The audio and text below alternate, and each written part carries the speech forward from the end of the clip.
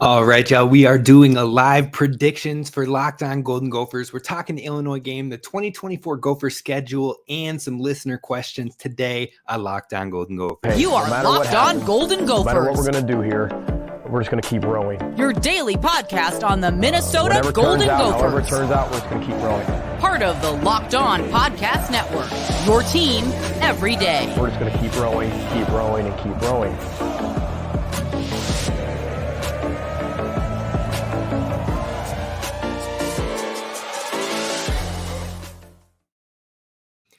You're listening to the Locked On Golden Gophers podcast, part of the Locked On Podcast Network, your team every day. My name's Kane Rob, host of the podcast, former collegiate football video coordinator and recruiting assistant, here to talk Golden Gophers with you each and every day of the week. Now, usually on Fridays, we do predictions, and we're still going to do that, but we don't have the daily or weekly co-host, Tristyn Spann-Ford.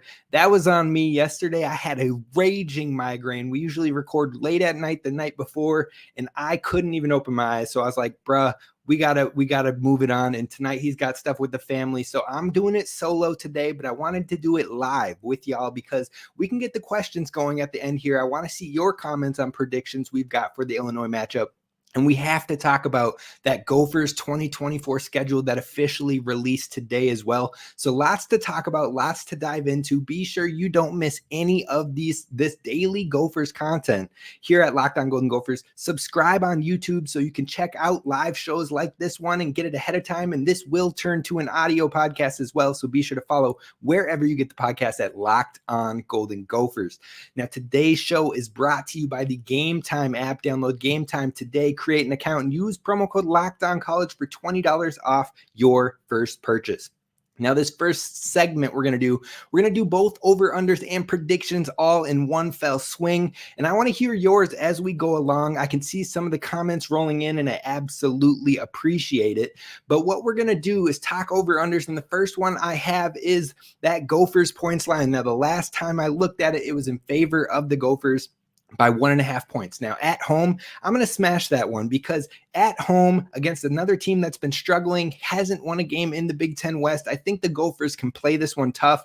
And being a home field advantage, usually you see a 3-point swing in favor of the home teams. So I'm going to take this 1.5 point one and take it straight to the bank. I'll take the cover on that one for Minnesota. And the points line is 42.5 last time I checked. 42.5 is a lot of scoring in the cold in the Big Ten. But I think it'll run close. Now, last week I thought it would run close. It ran a 0.5 point under. I'm still going to take the under on this one, and I will get to that score prediction in just a moment. But overall, I've got the under on the points. I've got the Gophers covering in this one. And then we move over to an over-under with Illinois' total offensive yards. Now, we've got the line set at 349.5 yards, which means 350 or more gets you the over. And Illinois is averaging 365 yards on the year per game. So I would take the slight over here. I think the Gophers will get it done on defense, but I do think Illinois can rack up some yardage throughout the duration of the game. We saw Michigan State start to get some good yardage in that second half, even though they couldn't punch it in for scores. So I think Illinois will get above that 349.5 yards. I'll take the over there. Now, when it comes to Gophers sacks, we've got the line at 2.5. Now, I'm thinking most Gophers fans would smash this one, and I probably would too, because Illinois' offensive line has given up 31 sacks on the season. Now, it's not as bad as Colorado's offensive line, but it's still pretty porous. So I would take the over here. They've been averaging almost 4 sacks a game. So taking 2.5 over means you only have to get 3. And they're averaging almost 4. So you should take that one straight to the bank as well. But let's get to some of these predictions. That's what people really care about, right? So with the predictions on this one, how many touchdowns does this Gophers offense score? That is a tough question because we don't know what's happening with the running back room. Now, luckily, we've seen that no matter who is toting the rock, someone's getting it done. Last week, it was Jordan Newman. We've seen Zach Evans get it done. We've seen Darius Taylor get it done. So whoever's back there, I have confidence in this backfield, but I don't think that one player is going to get another 35, 40 totes because there's been so much injury in this room. So I think overall it comes down to the passing game. But will the Gophers allow the passing game to thrive and keep moving and drive the field? Will they use the up-tempo style we saw at the end of the first half last week against Michigan State and let them get into a rhythm? That's where it seems Ethan kind of thrives. So it'll be interesting to see if the Gophers do that. But with my score prediction, I am going to say that the Gophers get 3 touchdowns in this game. 3 touchdowns. I don't know if they go over that, but it also keeps it towards that scoring line as well.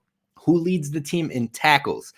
I'm going with my guy, Cody Lindenberg. He's back. Last week, he was on a snap count. This week, I do not believe that snap count will exist. I think they're going to let him get into it and get going. Now that he's had a kind of a preseason game, so to speak, versus Michigan State, he comes into this Illinois game with 2 running backs that can get it done, Reggie Love and Fegan, who is a true freshman for them, but then a quarterback who likes to run as well. Our linebackers are going to be huge in this matchup. So I think Cody Lindenberg is going to lead this room in tackles, but Devin Williams could be right there. He has been playing out of his mind these last 2 weeks, especially against Iowa, but he did really well against Michigan State too. So those 2 linebackers are top of my list when it comes to leading the team in tackles. We've got who leads the team in reception yards, and I'm absolutely going to say Daniel Jackson. That's kind of a runaway at this point with the connection we've seen with the quarterback, but also just some of the struggles up and down we've seen from the other pass catching options. Now we're going to do who scores the first touchdown, offensive player of the game, defensive player of the game, sleeper, and then final score predictions. That's what we're going to do right here. So the first thing is who scores the first touchdown. Now, this is the hardest thing for me to predict with this Gophers offense that has been up and down, left and right, sideways, you name it. It has been hard to catch consistency with this Gophers offense. So I think if I had to predict who scores the first touchdown, I would lean to one of the running backs, but who's going to be starting? Is Darius Taylor healthy, or is Jordan Newman going to be taking the workload of that running back room? Also, will the Gophers keep the passing game going? I'm going to lean to a running back. I think Daniel Jackson would be a safe bet here, but let's go with Jordan Newman. I'm going to lock it in. I think maybe Darius Taylor gets one more week to get healthy. It seems like it was the left hamstring. So hamstrings are those injuries that can linger, and they can take a while to get back up to full speed. And if you don't get back up to full speed, that's when things start to reoccur and keep happening. So I think the Gophers might take the safe route on this one. Let Darius Taylor keep on getting on the mend and let Jordan Newman kind of run with this one again as the lead back. But I wouldn't be surprised if we see some fresh faces in that running back room to get a couple touches as well. I'm going to go with Jordan Newman with the first touchdown. For offensive player of the game, I'm going to lock it in with Ethan Kaliakmanis. I think this is going to be a game where they keep that progression going. We saw it going in Iowa a little bit. Now, the first half, it was tough, but he started to pick it up. Then in Michigan State, there were some moments, but then all of a sudden it started clicking, and then they didn't need to pass the ball anymore. I think this is the game where they really let him go. They let him get it done. They let him get it building that momentum and that confidence.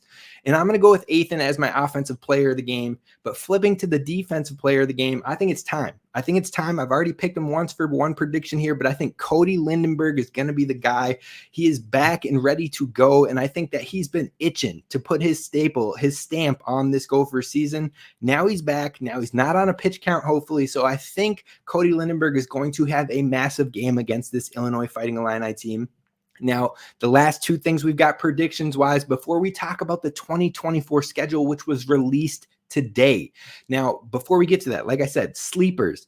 I think the biggest sleeper for me, he's been right on the edge. Anthony Smith is my sleeper in this game. He has been creating a lot of pressures. His snaps have been going up more and more. He has been finding a way to make an impact, but it's not an impact that always shows up in the box score. I think this week could be the week where he gets there because of this mobile quarterback that gets a little skittish but likes to move on the outsides. I think Anthony Smith will get home on at least one time. I think he'll have a sack in this game. And for final score predictions against your Fighting Illini, I am going to lock it in with the Gophers 24, Illinois 14. I think it's a 10-point game. That 1.5 line, like I'm telling you, I would smash the over on it. I think the Gophers are going to cover, keep a 3-game winning streak going. But let's talk about the 2024 schedule because that is just released today, and it's interesting. There's some games that maybe you look at it and you're like, oh, I don't know about that. But the more I sit and think about it, the more I'm like, the Gophers could have a pretty good year next year. And I'll tell you why. Coming up next.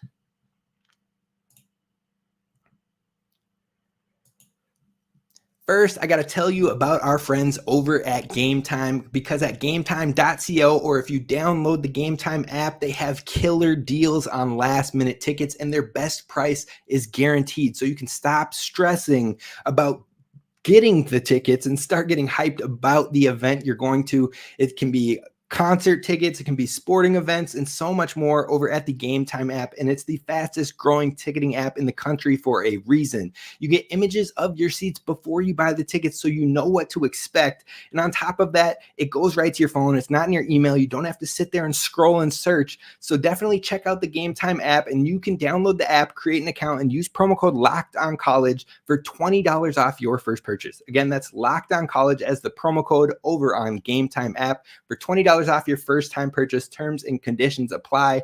Download Gametime today. Last minute tickets, lowest price guaranteed.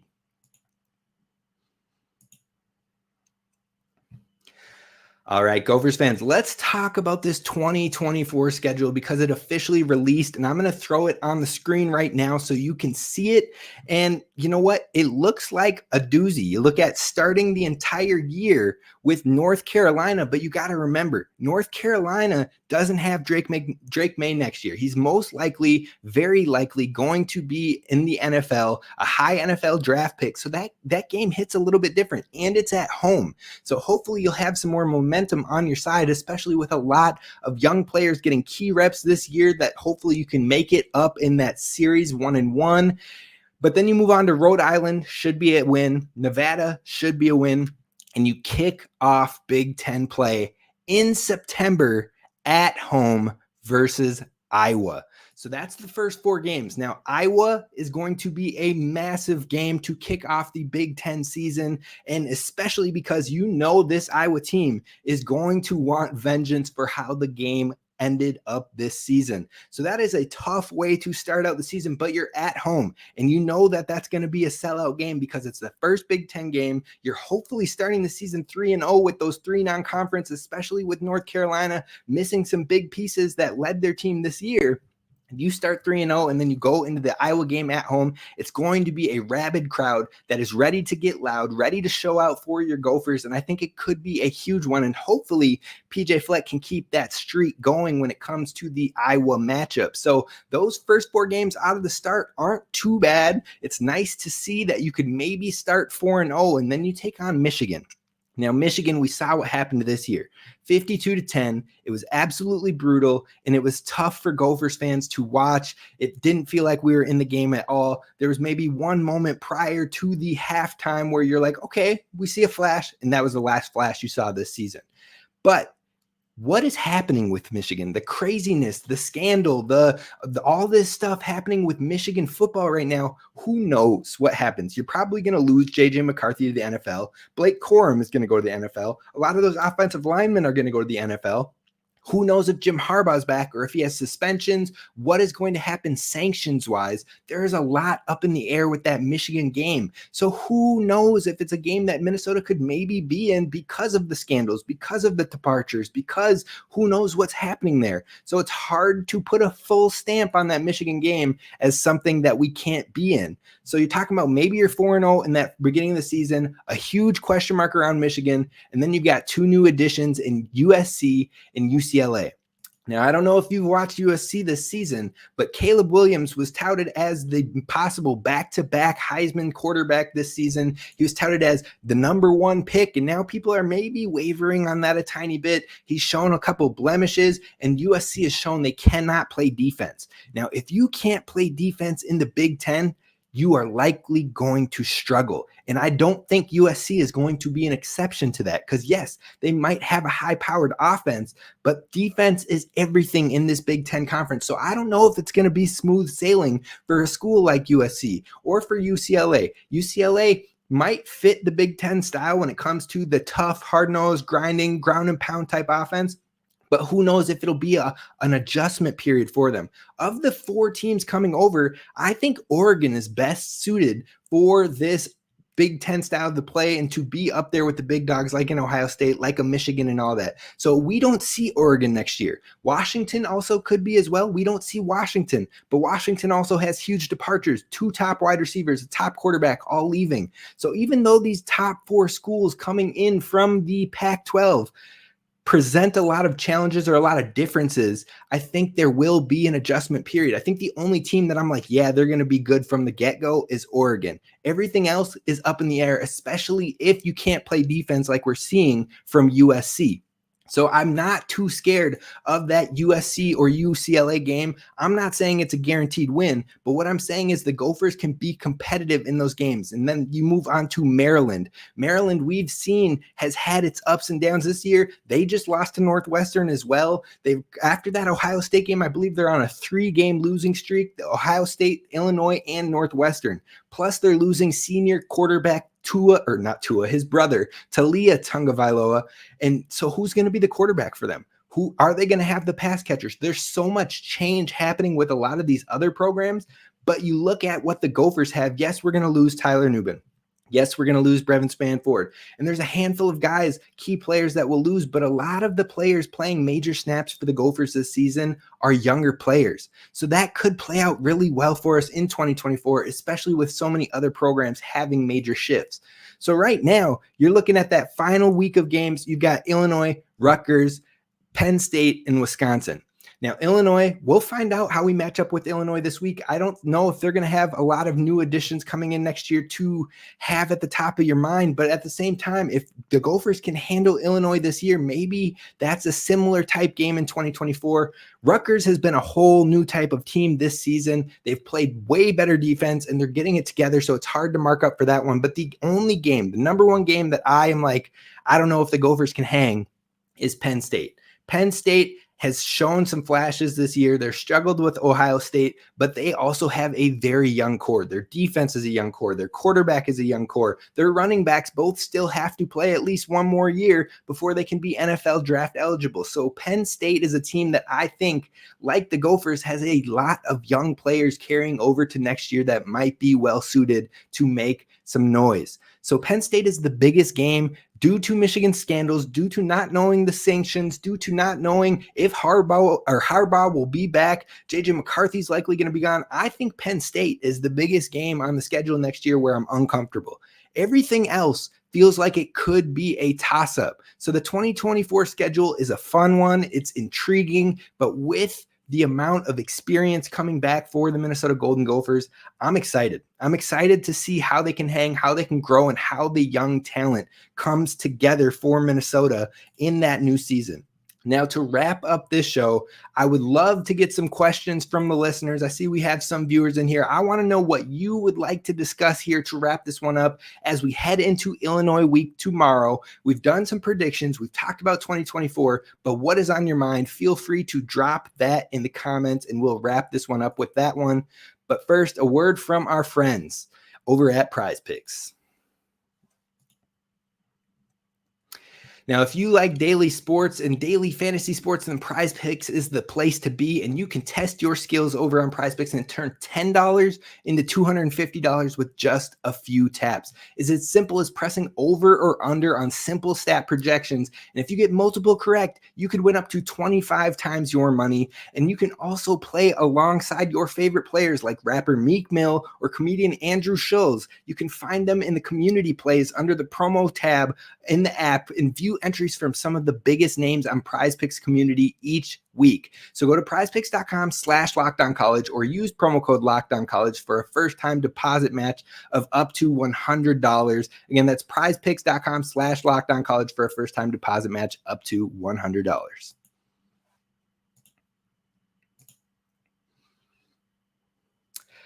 All right, so we're going to talk a little bit about some viewer things on here. Now, the first one I see right away is no way that Michigan is a toss-up. Now, I'm not trying to say okay, it's an immediate toss-up or anything like that. What I'm saying is there is so much chaos happening with Michigan that if they get placed on a bowl game ban for a year, if they get placed on you're not eligible for the college football playoffs, if Jim Harbaugh takes off to the NFL, if JJ McCarthy and that offensive line that has won the Moore Award for 2 straight years now, those guys are heading to the NFL and whatnot. If all of those departures are shifting and you can't play in the playoffs, who knows if people start to enter the transfer portal? Who knows what happens with the program? That is something that could absolutely change a program or leave it in upheaval. And upheaval causes question marks, and that can lead to upsets. And so I'm not saying it's a toss-up, but what I'm saying is that Minnesota could find itself in a position to upset, and it might not be as much of a juggernaut as what we see of this year's team.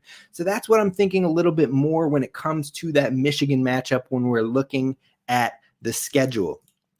Now, one thing on Twitter that I got tagged in today, there was Boatwagon, shout out to him. He had mentioned a rule proposal for the college football playoffs when it goes to 12 teams next year. Now, before we jump into that, if you have any other topics, any other questions, drop them in the comments. I would love to talk about them. So any questions you have, drop them in the comments. But let's talk about this rule proposal change for a 12-team college football playoff.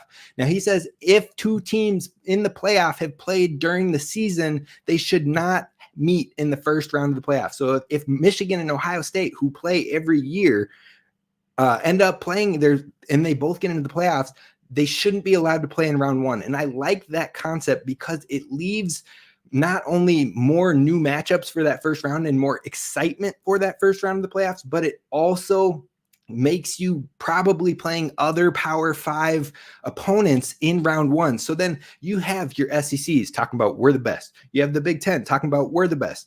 Now this year, the Pac-12 is like, holy crap, we got 1 million quarterbacks and we could run with anybody. But next year it's the Pac-2, so who knows what happens there.